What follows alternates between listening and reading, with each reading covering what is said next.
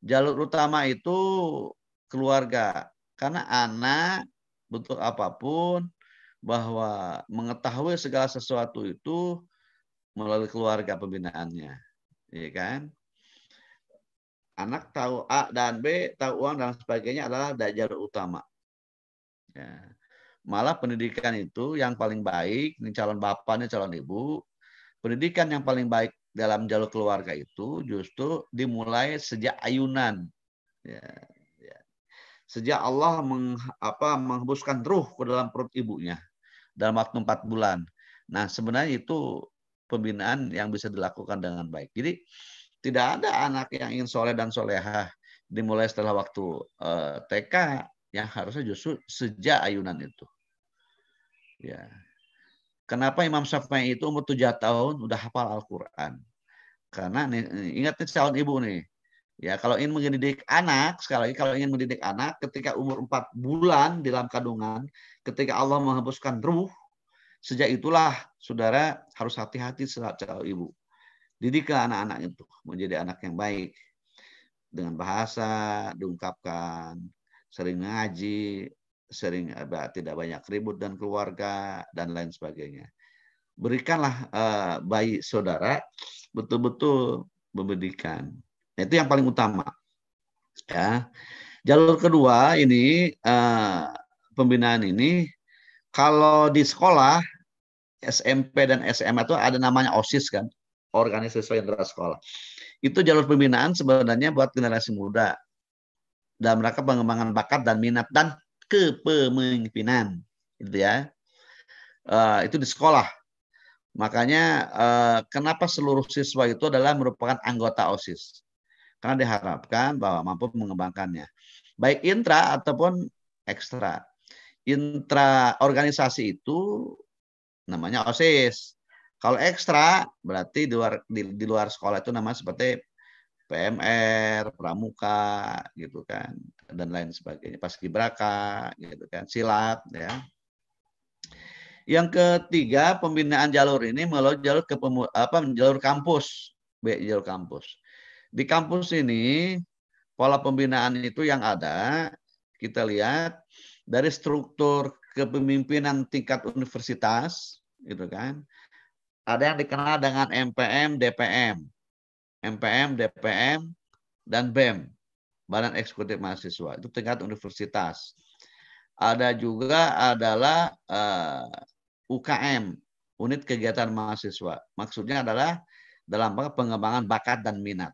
Nah, saudara, jalur kampus tingkat universitas. Ada jalur kampus tingkat fakultas. Ada DPM, ada BEM fakultas. Ada jalur mulai program studi namanya Hima Pro, Himpunan Mahasiswa Program Studi. Ya. Nah, terserah minat bakat kalian itu kemana. Kalau mengembangkan pengkajian keilmuan, aktifnya adalah di Hima Pro, pengkajian, diskusi dan debat. Kalau ingin mengembangkan tipologi kepemimpinan dan entrepreneur, yaitu adanya di BEM, MPM. Kalau pengembangan bakat dan minat di UKM. Gitu. Nah, saudara kalau memang ingin aktif di situ, jangan sepotong-sepotong, harus betul-betul kawal kita ini. Karena butuh apapun, jadilah mahasiswa plus. Maksudnya begini, ketika saudara menjadi mahasiswa, punya aktivitas. Jadikanlah kampus sebagai ajang latihan di masyarakat. Saudara kalau sudah terjun ke masyarakat, nggak ada pelatihan-pelatihan yang sifatnya adalah kebebasan dalam kampus. Nah, untuk itulah jadikanlah sistem pembinaan kampus ini betul-betul dalam rangka untuk menempa diri kita, menempa mental kita, menempa adalah kebiasaan kita, menempa untuk diplomasi kita. Ya, jadi teman-teman yang tidak menjadi aktivis akan beda dengan orang-orang yang hanya kuliah tok saja, apalagi nongkrong. Dan untuk itulah kalian tidak suka di jalur-jalur itu, aktiflah di Hima Pro. Kan? Di Hima Pro itu, saudara, supaya pola pemikiran kalian itu bisa dikembangkan. Sekarang itu kan banyak program-program dari Dikti itu menyangkut masalah apresiasi terkait dengan adalah pola berpikir kita pengembangannya, ya kan? Ada dengan apa tuh ya bikin aktivitas, bikin kegiatan dalam bentuk ke masyarakat, penelitian gitu kan. Manfaatkan itulah saudara teman-teman, saya kira sebagai generasi muda melalui jalur kampus ini. Yang ketiga, pengembangan generasi muda itu jalur kepemudaan di masyarakat. Di masyarakat ini saudara mengenal organisasi itu ada dua, ada orsos, ada ormas. Ya, orsos ini organisasi sosial kemasyarakatan. Itu orientasinya adalah bagaimana membantu masyarakat, membangun masyarakat, dan berpikir ada tingkat pelayanan yang sifatnya adalah kesosialan. Contoh seperti yayasan, gitu kan, PMI, gitu kan, jalur-jalur sifatnya pembantuan. Ada ormas, organisasi kemasyarakatan. Ada yang berpakaian loreng, gitu kan, ada yang berpakaian coklat dan lain sebagainya, yang dikenal dengan KNPI, FKPPI, AMF dan lain sebagainya, gitu kan, ya. Itu jalur kepemudaan. Nah, ketika beberapa jalur ini saudara adalah menjadi aktivis baik di sekolah, kampus dan kepemudaan, insya Allah saudara akan menjadi adalah manusia yang bermanfaat di masyarakat. Ya, tidak ada manusia yang tidak menjadi aktivis yang memang memiliki sebuah keberhasilan yang istilahnya ya mapan. Ya, makanya tunjanglah bakat minat kalian itu dengan sistem aktivitas saudara sesuai dengan kemampuan. Kalau nggak tidak bisa, insya Allah terus menerus kan lakukan dengan maksimal dan baik. Ya, jadi tempalah diri saudara dengan aktivitas saudara. Semakin banyak nongkrong, semakin banyak ngobrol, semakin banyak main, maka muncullah malas dan muncullah istilahnya hal-hal yang memang tidak baik dan tidak berkembang. Tapi jadilah aktivis akan terkonsentrasi diri saudara. Ya, saudara bisa bandingkanlah orang yang aktivis, misalnya pramuka, dengan yang tidak pernah ikut pramuka, beda profil dan penampilan dan tingkat kedisiplinannya. Ya, nah jalur-jalur ini saudara bisa memanfaatkan dengan kemauan saudara, bukan diajak-ajak. Ya, itu harapan Bapak. Manfaatkan saudara, mumpung saudara semester 3 yang sekarang, waktunya saudara untuk memanfaatkan dan mengapresiasi diri di organisasi kemahasiswaan. Tetapi sekali lagi, jadikanlah aktivis kampus ini betul-betul sebagai edukatif untuk mendidik diri kita. Jangan hanya ikut-ikutan rame-rame demo-demonya, hanya ikut ya istilahnya urakannya, tetapi akademisinya tidak dilakukan dengan baik. Ya, akademisinya dilakukan dengan baik, organisasi dilakukan dengan edukatif, gitu ya. Saudara insya Allah akan bisa menjadi manusia yang bisa berhasil. Ya. Yang kedua, pembinaan itu bisa dengan kelompok jalur penunjang. Ya. Kalau di sekolah ada komite sekolah. Komite sekolah itu adalah sebagai jalur pembackupan murid dan orang tua. Ya. Kalau di masyarakat yang melembaga ini kan ada kursus, ada jenis pelatihan, ada IREMA, ya Ikatan Remaja Masjid. Saudara kalau dekat masjid, masjidnya misalnya kurang baik, tidak ada pemudanya, kalian sebagai orang kampus, saudara ulurkan tangan saudara menjadi bentuk ikatan remaja masjid atau ikut bentuk remaja musola misalnya, supaya musola hidup. Praktekkan kemampuan organisasi kalian. Misalnya Raja nih, Raja kamu tinggal di daerah mana? Kebetulan ada musola yang tidak terawat. Saudara gerakan teman-teman masih muda oleh saudara. Nah, itu aktivitas menjadi pembinaan. Untuk apa? Untuk menempa mental kita, tingkat kemampuan kita, mampukah kita dalam organisasi. ada juga yang tidak melembaga di masyarakat itu. Ya, kita kan sering nongkrong, bergaul. Nah, maka bergaul dengan teman itu bisa dengan hal yang baik, akademik, sehingga bisa bermanfaat. Rekreasi jadikanlah sebagai adalah edukasi juga, ya. Nah, inilah jalur-jalur penunjang yang bisa kita lakukan. Tempoh hari Bapak pernah nyampaikan, teman-teman, waktu luang ini bisa bermanfaat dan waktu luang ini juga bisa mudarat. Ya. Waktu luang yang bermanfaat, gunakanlah hal yang baik. Yang mudarat, itulah banyak yang teman-teman dilakukan dengan yang tidak baik. Ya.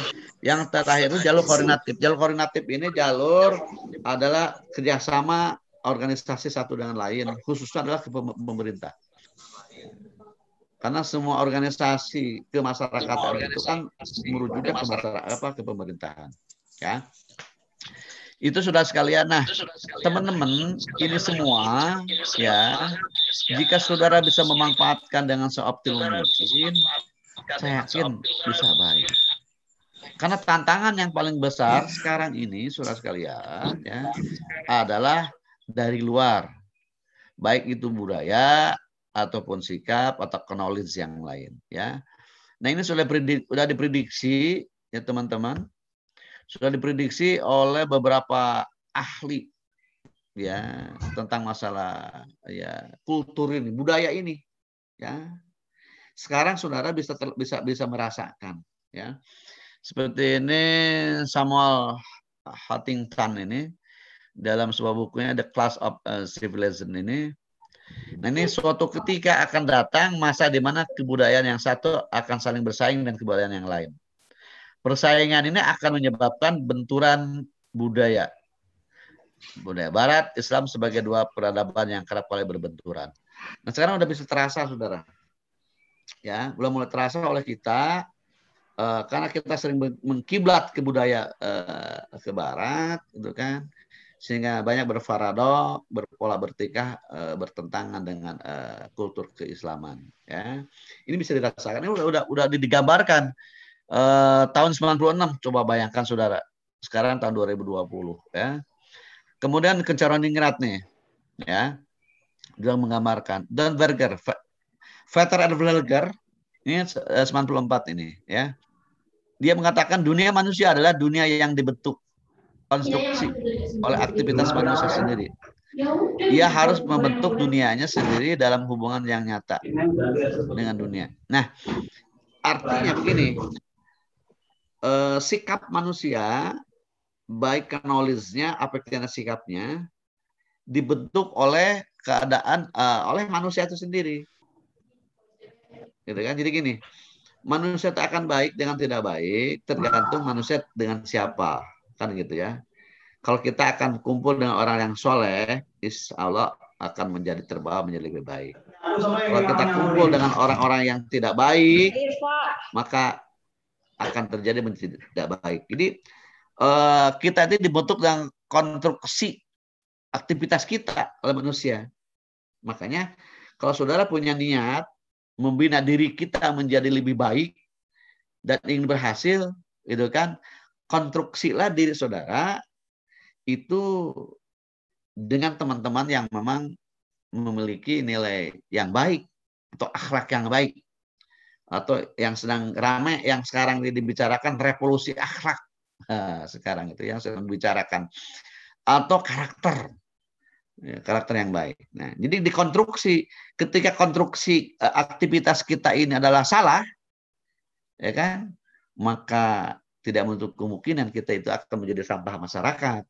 Artinya adalah kita tidak berguna di masyarakat. Nah, untuk itulah bentuklah diri kita ini ya dengan seoptimal mungkin. Ini Vetter Berger sudah menggambarkan ya pengaruh budaya ini, pengaruh lingkungan, pengaruh aktivitasnya sangat berpengaruh sangat tinggi kepada kita ini. Ya.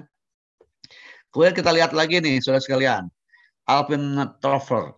Ya. Nah, akselerasi perubahan sosial dan teknologi makin sulit dihadapi, baik secara perorangan maupun secara organisasi. Nah, sekarang itu arus globalisasi, arus teknologi melalui dunia maya ini sulit sulit dibendung, sulit diatasi, ya kan? Salah satu yang bisa mengatasi itu adalah kita sendiri dengan menggunakan akhlak yang baik atau mengalami pemikiran-pemikiran yang baik, ya. Sehingga banyak orang yang terjerembab karena gara-gara teknologi informasi atau informasi-informasi yang keliru atau terjebak oleh permainan-permainan, kan. Tidak sedikit orang rayu melalui informasi WA dan sebagainya, kubu dan sebagainya, maka terjadi korban. Sulit. Nah, ini Alvin Toffler ini sudah menggambarkan ya sekian puluh tahun yang lalu, maka suatu saat bahwa perubahan sosial dan teknologi itu memang akan mendera manusia. Malah tidak menutup kemungkinan bahwa kita ini terbawa oleh arus sosial dan teknologi. Bukan, harusnya kan sosial dan teknologi dibawa oleh kita. Ya. Yang banyak terjadi justru kita terbawa oleh arus sosial dan teknologi. Contoh kecil begini. Kita punya HP. Kita ini sering dikerjakan oleh HP. Ya kan? Dering sedikit buka. Tidak buka WA, rasanya bagaimana? Gatel ingin buka. Setiap 10 menit buka WA, setiap 10 menit buka, dan lain sebagainya. Jadi kita ini dikerjakan oleh teknologi. Harusnya teknologi informasi atau HP jadikan sebagai alat kita untuk membentuk akademik. Harusnya kan begitu. Nah, ini jangan terbalik teman-teman. Jangan kita dikerjakan oleh arus sosial dan teknologi.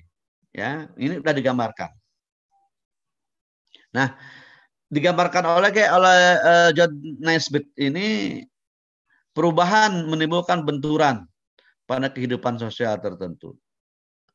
Sekarang sudah nampak, saudara-saudara, ya. Benturan melalui teknologi gara-gara WA, gara-gara dikirim satu dengan yang lain, gara dikomentari, gara-gara macam-macam lah. Maka terjadilah benturan-benturan sosial dan hujat-menghujat mulai sosial dan lain sebagainya, ya.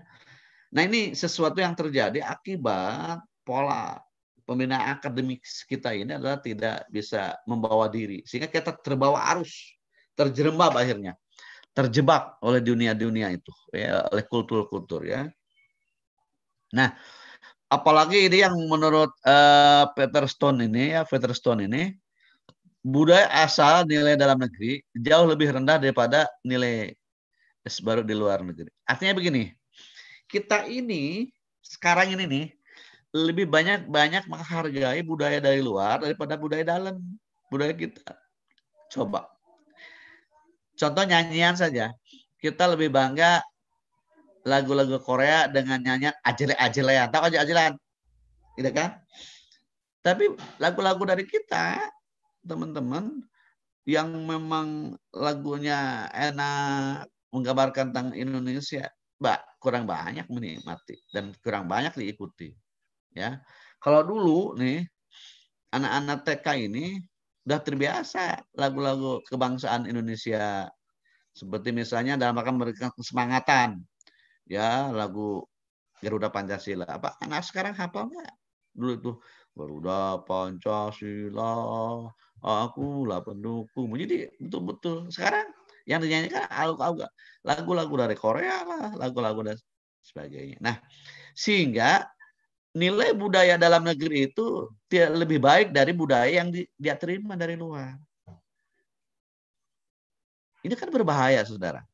Ya, lebih mengagungkan adalah budaya luar daripada adalah budaya internal sendiri. Nah, ini sudah Ini sudah digambarkan, teman-teman, ya, sudah digambarkan oleh Peter Stone ini tahun 91, yang dikembangkan oleh Richter ini tahun 2007, ya. Nah, ini saudara sekalian, mari kita bersikap, ya, sebagai kita generasi muda ini. Kemudian Qadri Azizi ini mengungkapkan, ya, kebebasan tersebut adalah kebebasan yang menjurus kepada kepuasan lahiriah, freezer, egois, dan hedonisme. Nah, ini yang terjadi yang sekarang ini. Nah, pangkalnya begini. Ketika kita adalah eh, diri kita tidak terkawal, sekali ketika kita tidak terkawal, teman-teman, eh, oleh ya kultur kita, oleh budaya kita, oleh kepribadian kita yang tidak akademis, maka akan melenceng apakah ke kiri, melenceng atau ke kanan. Ya, makanya kita gambarkan bahwa jalan kereta api atau jalan kereta api ya, jalan kereta api itu tidak akan pernah tidak akan pernah jatuh tuh kereta karena memang diam di relnya. Ketika relnya itu adalah anjlok maka jatuhlah. Untuk itulah teman-teman mari berpola diri pada relnya. Berpola diri pada relnya. Apanya? Saudara sedang kuliah, pola bina saudara dengan yang baik, yaitu bergaul dengan yang baik, kemudian gunakan teknologi dengan baik, jangan teknologi mengerjakan kita, justru kita berani bisa mengerjakan teknologi, ya. Nah ini budaya-budaya yang sering banyak yang terjadi. Nah ini sudah digambarkan tahun 2007 saudara sudah digambarkan ya oleh Peter Stone ini. Nah untuk itulah teman-teman, saya kira jika ingin menjadi generasi yang bermanfaat masa depan, jika ingin menjadi generasi yang bisa optimum ke depan, ya, mari binalah diri kita oleh kita, ya. Mari kita manfaatkan diri kita ini untuk sebaik-baiknya untuk kepentingan kita dan masyarakat, ya. Saudara sering diagung-agungkan bahwa 25 yang tahun 2045 itu adalah generasi emas. Kenapa? Karena bonus demografi karena pemuda sangat banyak. Tapi di sisi lain akan bisa memprihatinkan ketika bonus demografi tahun 45 itu generasinya tidak memiliki potensi ya yang mampu menggunakan teknologi atau kita dikerjakan teknologi atau benturan perubahan sosial kalian juga ada membiarkan diri atau nilai-nilai negeri budaya ini tidak lebih baik daripada nilai budaya luar, maka tahun 45 yang diharapkan sebagai generasi emas, saudara, ya tinggal tunggu saja kehancurannya. Nah ini saudara sekalian, makanya perlulah ala pola pembinaan kita sebagai generasi muda ini. Nah, saudara ini Air Tilar ini pernah mengungkapkan ini tentang multikulturalisme. Ya. Globalisasi melahirkan kebudayaan yang bersifat monisme, kebudayaan atau monokulturalisme, dikarenakan imperialisme kebudayaan Barat. Nah, karena banyak kita kawan-kawan atau kita mengagungkan budaya Barat atau Barat lebih hebat dan lain sebagainya, tadi lupa kepada budaya sendiri, sehingga corong kita adalah beralih. Kalau corong kita beralih ke sana, ke Barat, maka sifat dan kelakuan kita ini tidak mampu dijaringi oleh kita. Nah ini kan berbahaya saudara sekalian ya. Nah, kita sekarang sudah terasa ya imperialisme budaya ini lebih berbahaya, penjajahan budaya itu lebih berbahaya daripada penjajah perang. Kenapa Bapak katakan gitu? Kalau perang itu sekalinya didor mati selesai. Tapi kalau kebudayaan terus-menerus bisa 10 tahun, 20 tahun, sampai 30 tahun menular. Dan itu sulit penghancurannya. Kenapa? Karena masuk kepada ideologi, kepada pemikiran. Jadi kalau pemikiran kita sudah senang dan kita sudah termasuk ke dalam budaya Barat ini, sulit kita akan mengendalikan diri. Ya, nah untuk itulah gaya-gaya itu pasti akan berubah. Sikap kita, ya makanya di dalam taksonomi model pendidikan ini, apa yang harus kita bina? Yang pertama itu tingkat knowledge kita atau yang dikenal dengan adalah pengetahuan kita. Ya, cari hal-hal yang baik. Yang kedua adalah afektivitas kita. Ya, sikap kita dekati dengan sesuatu dengan yang baik. Ya, sekarang sedang innya adalah revolusi akhlak. Nah, ya, revolusi akhlak atau karakter. Saudara bisa gambarkan di dalam Dikbud ini ada 18 karakter yang bisa saudara kembangkan dalam rangka menempa diri kita. Ya, silakan bisa buka-buka di materi ke pertemuan Bapak kalau di ke-8 deh sekalian buka itu di LMS ya.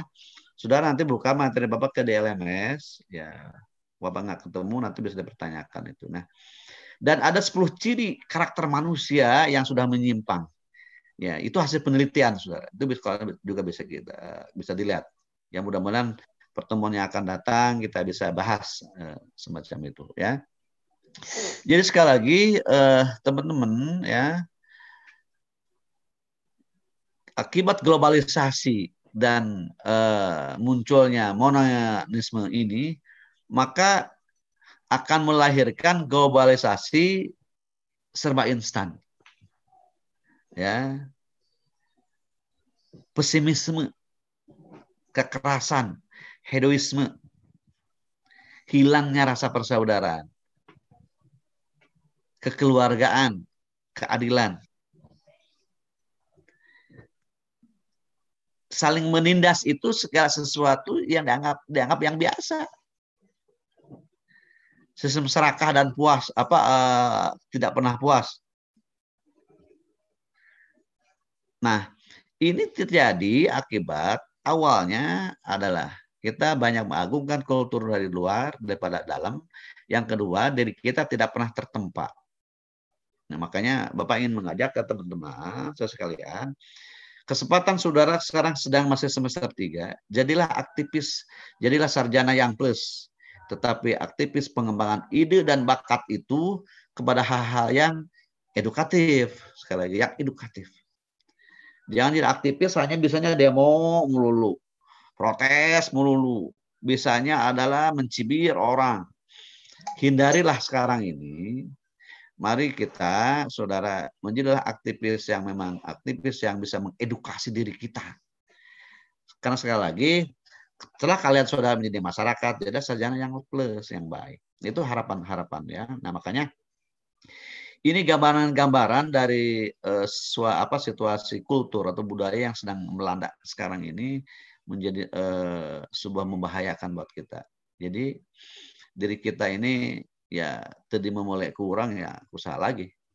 Itu pepatah orang Sunda ya kira-kira semacam itu. Sekali lagi janganlah saudara terpengaruh global budaya ini menjadi diri kita menjadi serba instan. Itu akan membahayakan buat kita ini ya. Yang lebih membahayakan lagi sekarang ini karena kita sudah dikerjakan oleh teknologi informasi atau ya internet dan lain sebagainya. Kalau kita ini dengar HP, cepat dibuka dan cepat dipanggil, cepat dan sebagainya. Tapi deringnya panggilan ibu memanggil, ya mah, ntar dulu ya. Nah, beda. Artinya kita adalah telah dikerjakan oleh teknologi. Atau misalnya contoh nih yang budaya-budaya yang sering ini. Orang bawa HP rasanya gatel kalau nggak buka HP. Waktu belajar, waktu dengarkan ceramah, pasti HP itu dibuka dan pasti dibaca. Kenapa sih ketika dengan 1 jam, 2 jam dengarkan ceramah atau dengan ini, HP tinggalkan? Kenapa? Kan gatal ingin dibuka kan? Artinya kita ini sudah kerasukan teknologi. Kalau orang minum obatnya udah kena sakau. Sudah ya, kalau udah sakau itu kan gelisah kalau HP itu tidak dibuka. Rasanya ingin tahu dan lain sebagainya. Padahal tidak ada apa-apa. Begitu dibuka cuma itu aja. Nah, itu yang sering terjadi yang sekarang yang sedang melanda, teman-teman. Nah, untuk itulah tolong teman-teman, mari kita aktivitas saudara ya, bisa kembalikan. Ini gambaran-gambaran beberapa dari para ahli diungkapkan bahwa akibat kita terbawa oleh kultur-kultur yang memang tidak mampu menjaring diri kita. Ini menjadi fakta. Padahal disampaikannya adalah 15 tahun yang lalu. Ya, disampaikan 15 tahun yang lalu. Ada juga yang 18 tahun yang lalu yang disampaikannya ya. Saudara itu bisa kaji itu. Nah, yang sekarang ini makanya karena budaya ini sebagai senjata yang memang ampuh ya dalam rangka merusak tatanan, mari kita lihat Ya ini ada 3 cara melemahkan atau menjajah suatu negeri akibat budaya. Ini contoh. Sekarang yang sedang lagi in juga. Yang pertama nih saudara, kaburkan sejarahnya. Sejarah perjuangannya, anak-anak muda sekarang tahu nggak sejarah perjuangan bangsa ini merdeka dari pemuda? Nama Indonesia itu siapa sih yang memunculkan? Coba, tahu nggak saudara? Ya, nama Indonesia itu muncul oleh generasi muda yang telah dituangkan pada tahun 1928 dengan Budi Utomo. Jarang banyak yang tahu yang sekarang. Ya, sekarang udah mulai kabur itu. Ya kan? Siapa yang beri nama menjadi Indonesia? Setelah ada Sumpah Pemuda, ya kan? 28. Dari 1908 lalu Budi Utomo, 1928 jadi 28 tahun, saudara. Dulu namanya adalah Nusantara kan. Setelah kami bangsa Indonesia berbahasa satu bahasa Indonesia. Berbangsa satu bangsa Indonesia. Bertanah air satu tanah air Indonesia. Dari Sabang sampai Merauke. Jadi Indonesia namanya. Siapa yang memperjuangkan? Nah, sejarah-sejarah ini yang melekat dengan generasi muda ini udah banyak kabur, saudara. Ya. Tidak jadi pondasi lagi. Malah hal yang lain banyak nih bukan. Ketika bahwa ini tidak dijadikan sebuah alat perjuangan oleh teman-teman sebagai generasi muda, ya tunggulah kehancuran. Yang kedua yang lebih berbahaya teman-teman, kehancurannya adalah hancurkan bukti sejarah bangsanya. Nah, ganti dengan bukti ketidakkebenarannya. Banyak sekarang nih, udah mulai dirubah-rubah dan lain sebagainya, teman-teman. Ya, sehingga alur teman-teman baca itu menjadi banyak penyimpangan terhadap sebuah sejarah. Nah, hati-hatilah teman-teman, saudara sekalian, ya jangan terlalu terjebak dan percaya kalau ada sebuah buku dan sebagainya, apalagi di WA grup dan sebagainya, tanpa bukti yang benar. Ya. Yang ketiga, putuskan hubungan mereka dengan leluhur dan mengatakan jika leluhur itu bodoh dan primitif. Nah, ini yang lebih berbahaya. Sekarang itu kan banyak orang ya ingin memutus Indonesia asli itu tentang keaslian leluhurnya atau nenek moyangnya atau kultur yang kembangkan oleh orang tua kita masa dulu. Kan tidak sedikit kan generasi yang sekarang banyak tidak tahu sejarah-sejarah perjuangan nenek moyang kita ke belakang. Nah, jika 3 aspek ini saudara sudah tidak tahu dan tidak memahami, tunggulah ya wilayah kita, masyarakat kita adalah kehancurannya. Ini sebuah sinyal, saudara. Ya, ini sebuah sinyal, saudara, yang harus kita ingat. Ya, ini yang sangat yang berbahaya. Akan lebih berbahaya lagi, saudara sekalian ini untuk menghancurkan sebuah masyarakat ini, ya kultur kita juga. Yang pertama, ketika adalah media sudah dikuasai oleh orang-orang asing dan kita tidak mampu memanfaatkan media itu. Ya. Apalagi adalah rakyat sudah tidak percaya kepada tentara nasionalnya. Ya. Dan kepada negaranya. 3 aspek inilah saudara sekalian yang akan bisa membahayakan kehidupan kita di masyarakat, kehidupan kita adalah baik di dalam dan lain sebagainya. Nah, saudara, mari kita analisa situasi pada saat ini. Saudara umur sekarang misalnya 21. Ya. 25 tahun yang akan datang berarti adalah 46 tahun umur saudara. Umur saudara sedang in-innya saudara. Sedang grace-nya saudara. Nah, perhatikan dari sekarang. Ingat nih omongan Bapak nih. 25 tahun yang akan datang, jika teman-teman tidak bisa merubah, tidak menjadi sikap yang menjadi lebih baik, tunggu kehancurannya 25 tahun yang akan datang. Itu masa-masanya saudara adalah masa-masanya saudara sedang-sedangnya innya saudara-saudara. Ya. Nah, inilah saudara sekalian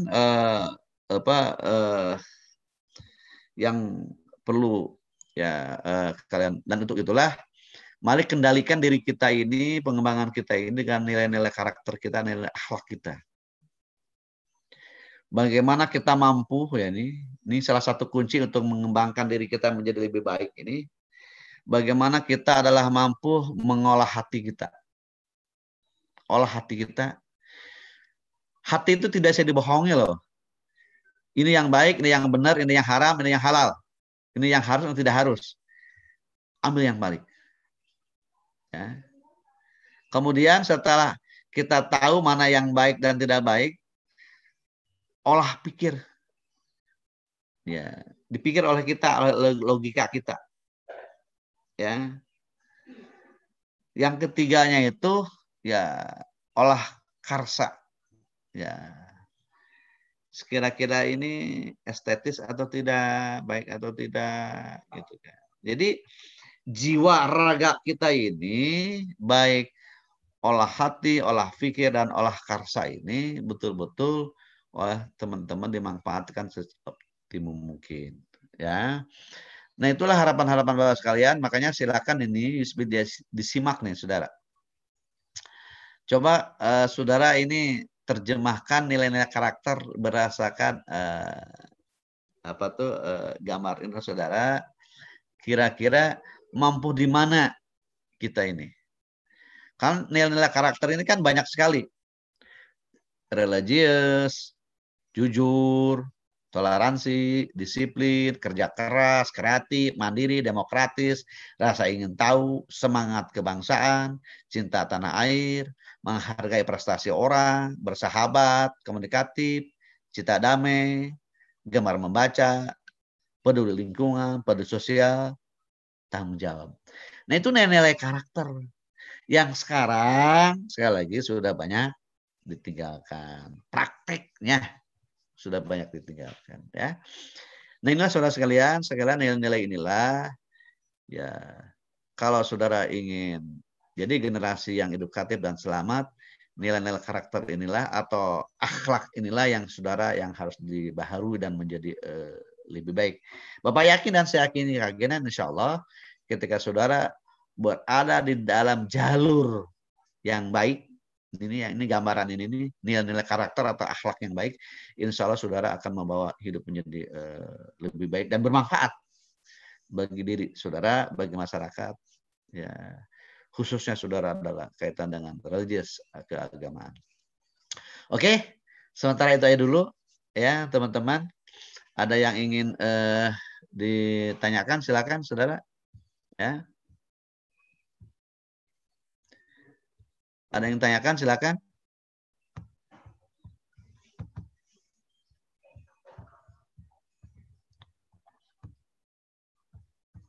Ada yang tanyakan? Ya, tidak ada.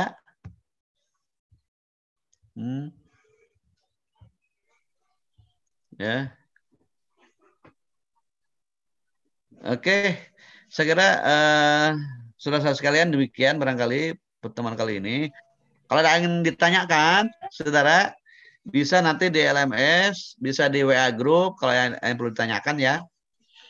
Absen yang tadi yang belum kena absen, saudara silakan nanti daftar hadir di WA Group saya buat ya. Demikian barangkali saudara sekalian ini untuk ya, PBI 3A ya dan TP pagi ya. Iya Pak. Oke, selamat ya belajar kembali dan kaji materi-materi ini dengan seoptimum mungkin. Apa yang Bapak sampaikan mudah-mudahan saudara mampu merealisasikan ya. Amin. Generasi ke depan tergantung adalah kalian, bukan tergantung adalah Bapak ya. Karena ke depan adalah milik saudara-saudara sekalian. Oke?